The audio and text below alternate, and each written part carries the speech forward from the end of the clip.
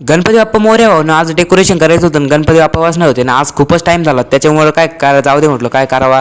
मग फायनली आणि मोबाईल पकडायला सुद्धा कोणीच नव्हतं. मग काय करावं आणि डेकोरेशन पाहायला आणि धरायला सपोर्टला कोणीच नव्हतं. त्याच्यामुळे काय म्हटलं तरी व्हिडिओ बनवायचाच आहे काही करून जे होईन ते म्हटलं.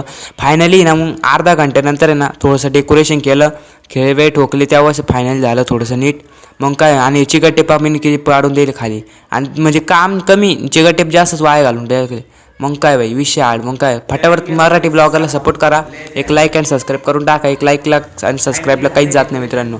लवकर आहे ना तुमच्या भावाची ना आता वर्धडीला एंट्री होणार आहे. तर म्हणजे 30 तारखेला जायचं आहे तर नक्की होणार आहे. हे पहा मित्रांनो डेकोरेशन झालं आहे फायनली ना. 1.5 घंट्यानंतर आहे ना डेकोरेशन झालं आहे.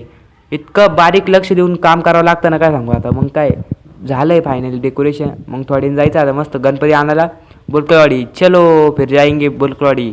मग पाहिजे मस्त मूर्त आणि घरातली मूर्तसुद्धा आणायची. मग काय भाई चालला तुमचा मग मूर्त आणायला मस्तपैकी थोड्याने जाईन 4-1 वाजता. मग मस्तपैकी